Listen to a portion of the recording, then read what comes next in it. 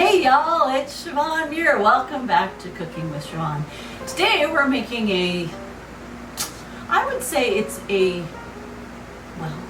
is a dinner dish, okay? It is a dinner dish, but often with the way we make it, there's this possibility of it's almost like an omelet. Well, the traditional is, so this is sort of a vegetable meat stew. It's an old Hungarian recipe. It's an old farm dish. It's called Lecso. It actually is really, really simple. It's 4 ingredients plus a little bit of spicing. So I've got rice behind me. I'm going to add a little bit of seasoning to it here in a bit.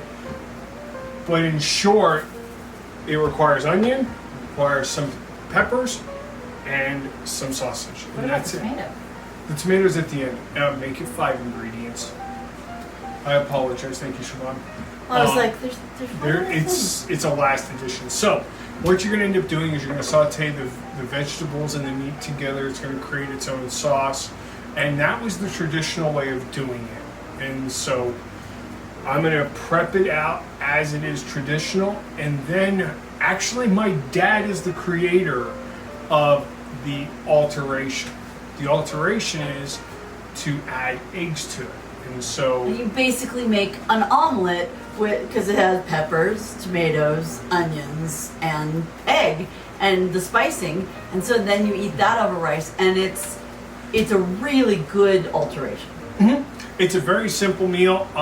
It's a very simple dish. Both versions work. I am more into the traditional style, but I do like it with the eggs, and the rest of the family does.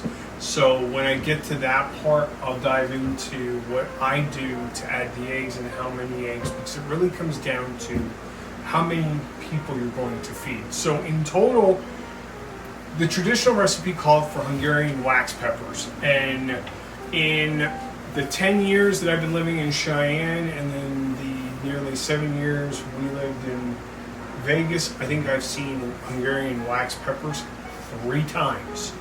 So I've had to come up with an alternative. And they're always the hot ones. And this is supposed to be a sweet dish. This is not supposed to be a burn the top of your head off dish. So the peppers you want are going to be sweet or bell peppers. You can do it with green. We have done it with green, but it makes kind of a bitter tasting stew. And I prefer it with the sweeter peppers. And green works.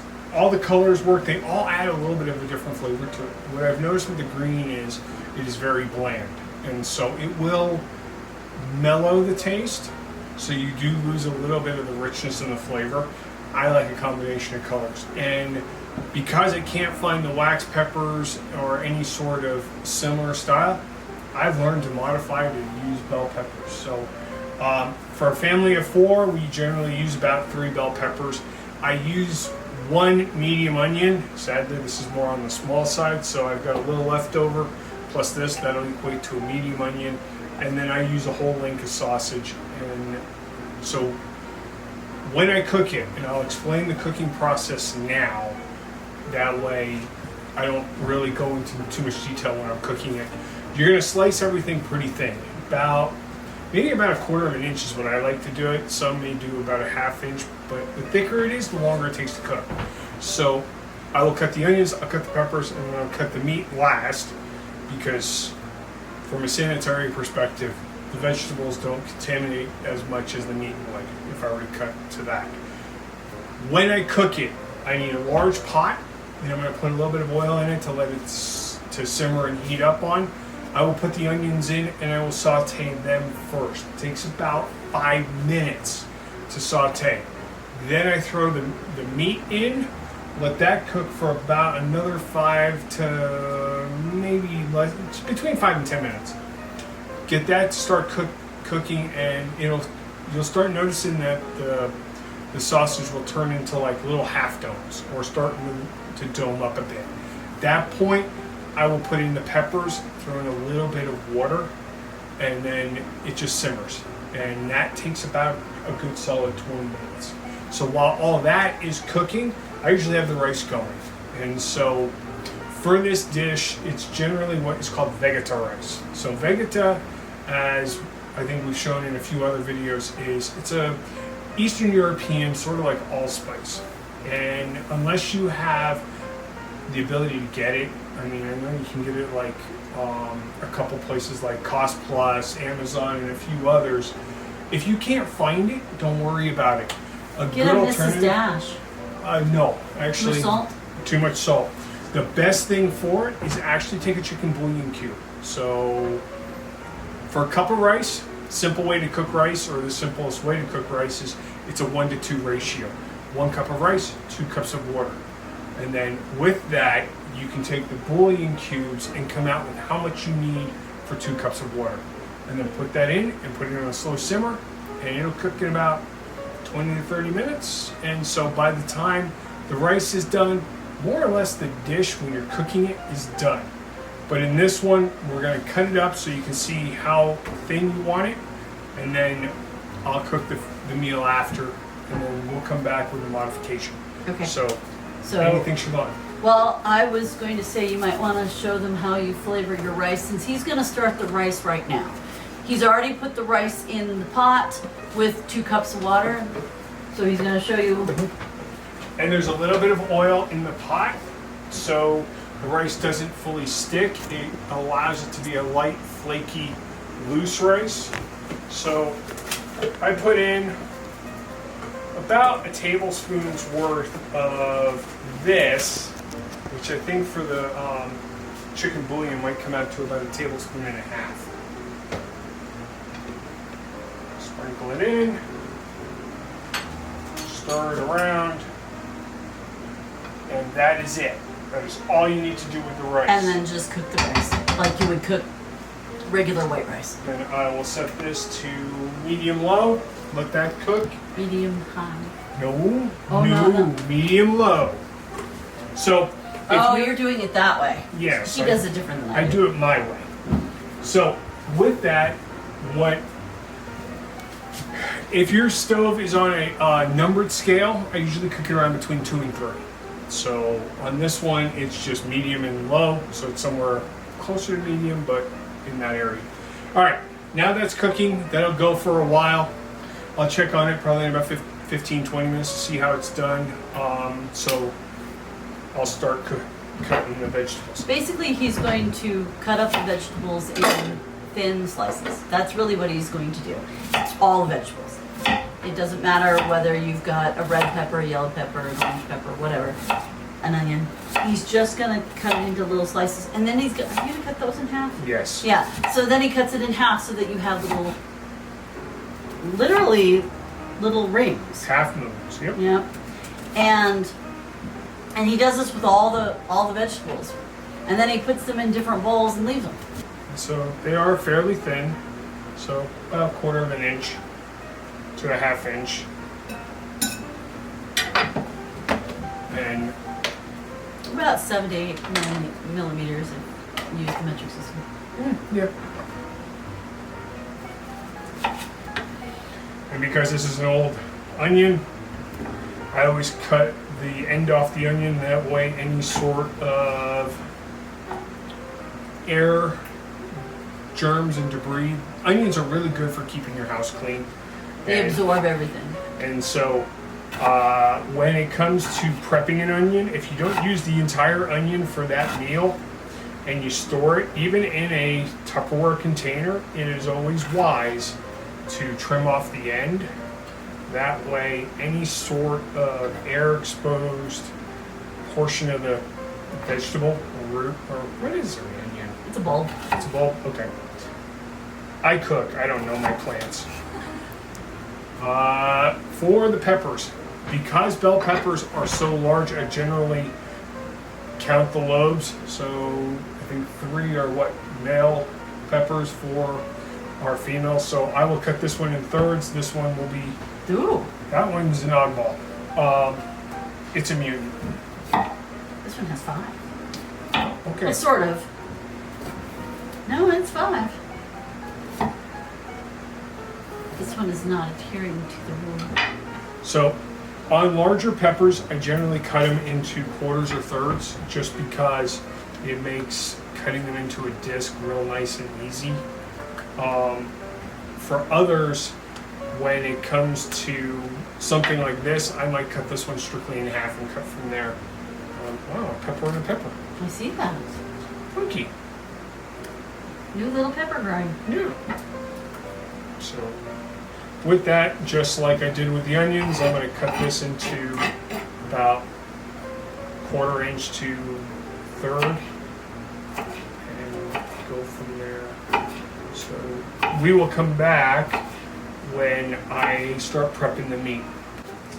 So we're down to the last half on pepper. So one thing I can't remember if I mentioned it in the initial is when it comes to bell peppers, I usually will pinch it so it creates a nice round. So it allows me to cut pretty consistent, equal thicknesses right down the whole pepper without any issues from start to finish. So again, the slices are about 1/4 to 1/3 of an inch.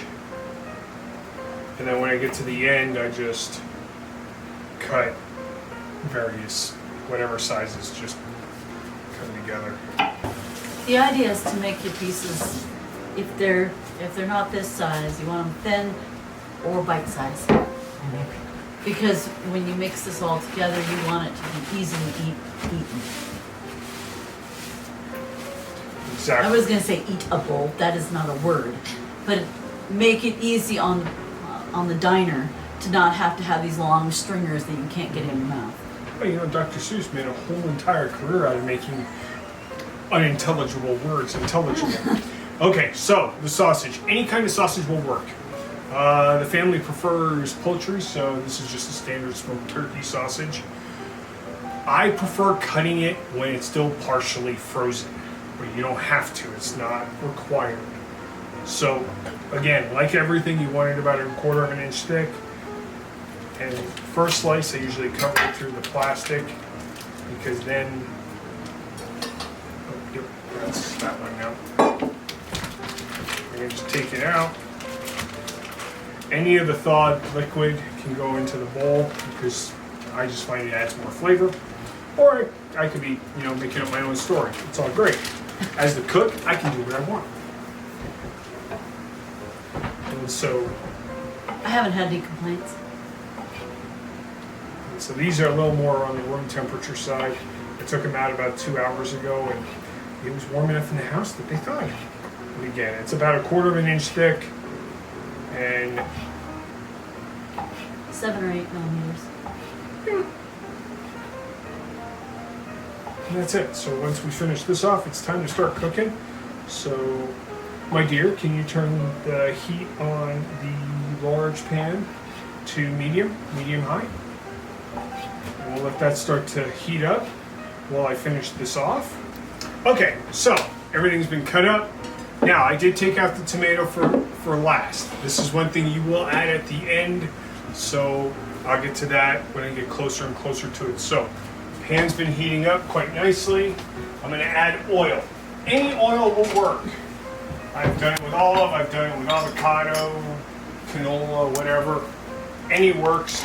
I like using something like avocado because it's got a higher cooking temperature, and same with olive oil. They have a pretty high cooking temperature. So got a bit of oil in the bottom. I like having extra oil than not enough because I don't want the food to burn. Even in a non-stick pan, I'd rather have more than not enough. So I'm going to grab the onions. I'm going to grab a wooden spoon, and then I'm going to put them in. Put the bowl aside because I will need that later, and I just break up the onions and then let them start cooking. So like I said, you need 5 minutes. You want the onions to start becoming translucent. That is it. That is all you need. And then once that happens, then you add in the sausage and let that cook. And one of the things I like to use, and it's part of the reason why I like to use partially frozen sausage, is you will add a little extra water to it. You will need to have some water to steam in, and having frozen or partially frozen sausage add some water so you can at least start to control how much water is in it. If you don't have enough, you'll want to put in about a quarter to maybe a half a cup, and that's all you need. You just need to steam it, and it'll create its own little sauce over time.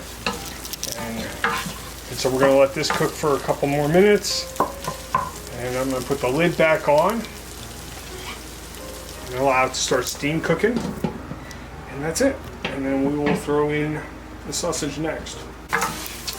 All right, so only took about 4 or 5 minutes. Most of the onions are starting to soften up. The goal is, so you can still see a couple that are still more on the opaque side versus what's becoming more translucent. You want to try and get it where it's more translucent, because at least in that sense, you're starting to sweat some of the liquid out of the onion. Again, it's starting to create the sauce. And so it doesn't have to be all the way completely transparent or translucent. Because you're going to continue to cook. The whole process continues. So at this stage, go ahead, you can add in the sausage. And so we'll let the sausage sit and start to cook. And again, what you're going to want to do is you're going to want to wait and until the sausage starts to almost dome up like little cups.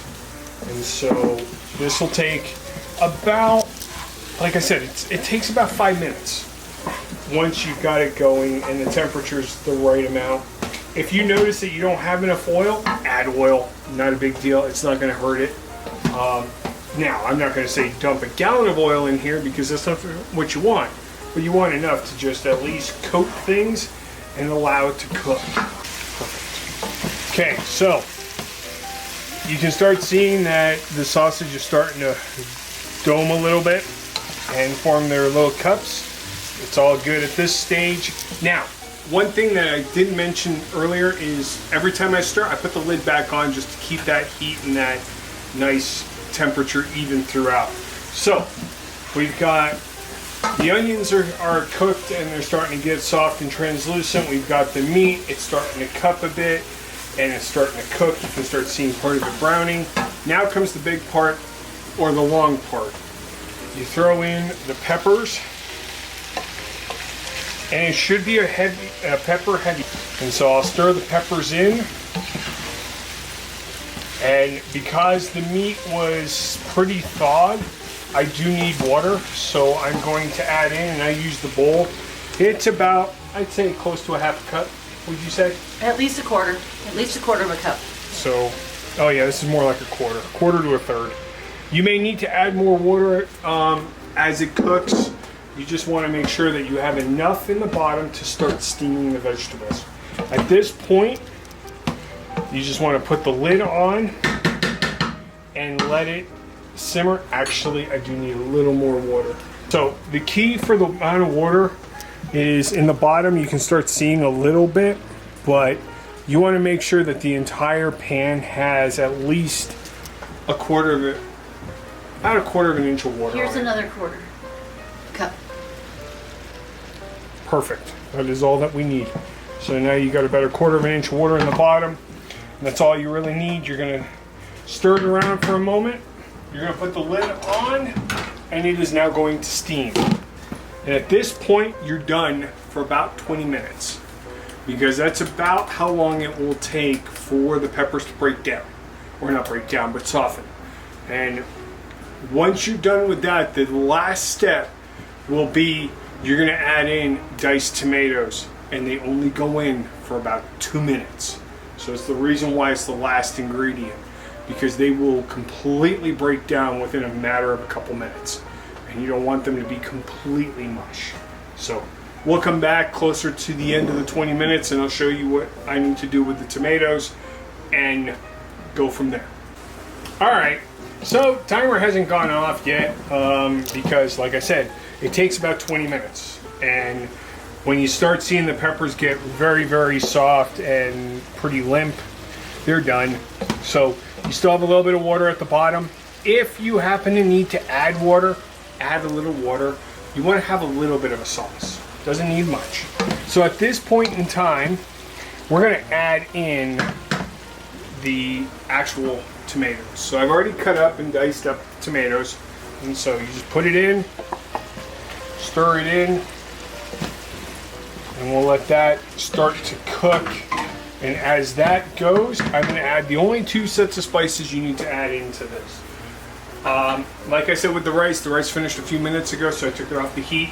You need to add in Vegata, or if you don't have Vegata, you can use a little bit of chicken bouillon. So you're going to put some Vegata / chicken bouillon spicing in here, plus a small amount of paprika. Now my paprika I keep in the freezer because it helps keep it fresh for a longer period of time and so forth. So I'm going to grab a second spoon. So in this instance, you're going to need about two tablespoons to maybe a full teaspoon of your Vegata or chicken bouillon. And sorry, I got my numbers wrong. 2 teaspoons to a full tablespoon. You don't want to go smaller. You don't need to go, and you don't need to go tablespoons. And then for the paprika, you're talking maybe a quarter of a teaspoon, half tops, is all you need. So you get the spices in, fold it in a little bit, and then you can already see as I was adding the sauce or the spices, the tomatoes are already starting to cook down. So I'm going to let the spices simmer in here for about a minute or so, and the dish in and of itself is done. But before I serve it up, I'm also going to do the egg alternative version. All right, so food's done. It's already been taken off the heat. So with this, I'm going to make eggs to just scrambled up. Depending on how much eggs you like or how much you want to make of this, since in the Muir household that this egg version seems to be the ultimate winner, I use between 6 and 8 eggs. So with that, we're just going to crack and scramble. So we will just break this up. I will add a little bit of oil in it just so that it doesn't burn to the pan. I don't need to add any sort of salt or seasoning to the oil or to the eggs because it's already with the food. With this, and because the majority of the family prefers it with the eggs, I'm going to cook up most of it.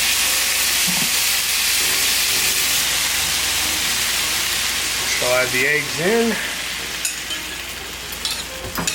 And so you're just going to fold the eggs in with the mixture. So the Lecso will just start to cook in with the eggs.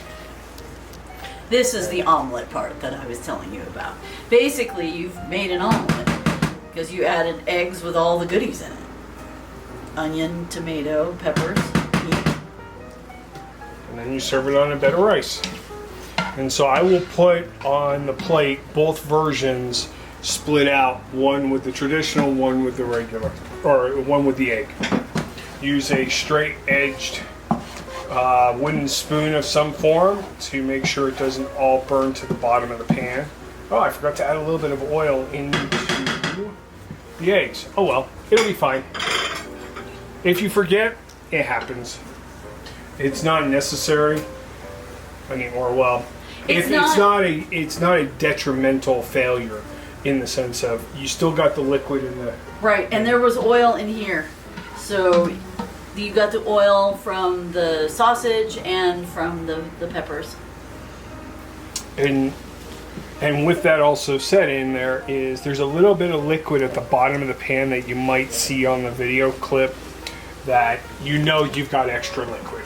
So you're good to go. The oil just helps so that it doesn't blacken and burn. But if you miss it like I did, and I've cooked this meal hundreds of times, it's okay. It's not going to be the end of the world. So you just let it cook. And this part takes maybe 5 minutes. So in total time, you're looking at, from start to finish, about an hour for all the prep work, all the cooking, and then you get to eat. So, and it's a pretty hearty, nice dish. And I cook it till most of the wetness has been just cooked off. but it does not take long. And everything is cooked on medium at this point. So in short, this is what the dish looks like, the more traditional side. If you want to have the sauce, drizzle the sauce on top of the rice and blend it together. It's all good to go that way. If you want it with the eggs, just put it on the side and that's it. So Yeah. I will leave the show now to you, my dear. Well, I have dinner already. But yeah, this is a really good dish that it's really good in cold nights too, because you've just spent all this time around the stove and it's warm and it's hearty. With the meat and the eggs and the rice, it really kind of fills you up. This is nice because it's saucy. It's full of liquid and flavor, and it's very good no matter which way you like it. And you could like it both ways. I eat it both ways now. Yeah, I like both, but my favorite, of course, usually is with the eggs. But it is a good hearty meal. It warms you up in the wintertime. It's actually a great summer meal. Why? Because of farmers markets. You can buy peppers, you can get a lot of vegetables, and it's a really good time to get the vegetables, put it together. But yeah, and relatively simple, a little bit of prep work, a little bit of knowing how to spice, but really, it's pretty simple. You've got the ingredients, you just throw it together and call it good. And in all honesty, you do not need to have a pantry or a spice cabinet full of exotic spices.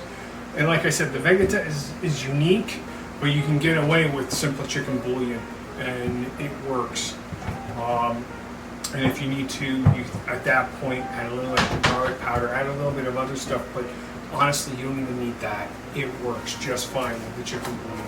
Yeah, and I mean, you just use chicken bouillon, and it's got basically the same spice bases as the Vegata in a pinch. I mean, it'll taste slightly different, but it'll still be tasty. So, that's it. That's all you have to do. Thank you so much for joining us. Definitely ring the bell to find out when there's new videos up. Subscribe, like the channel, like and comment on the video. Let us know, did you use the bouillon instead? Did it turn out the way you wanted it? Did it taste good? Yeah, also remember to sign up for my Patreon, because not only do you get these cooking videos, but you get extras like a cereal story that you cannot find anywhere else. You can also get what the works in progress that I'm writing. Can't get that anywhere else. And you help out an author, which in a struggling economy is a fantastic thing. Brownie points. Anyway, thank you so much for joining us. Happy making, happy baking, happy eating, and happy reading. Bye. Bye, everyone.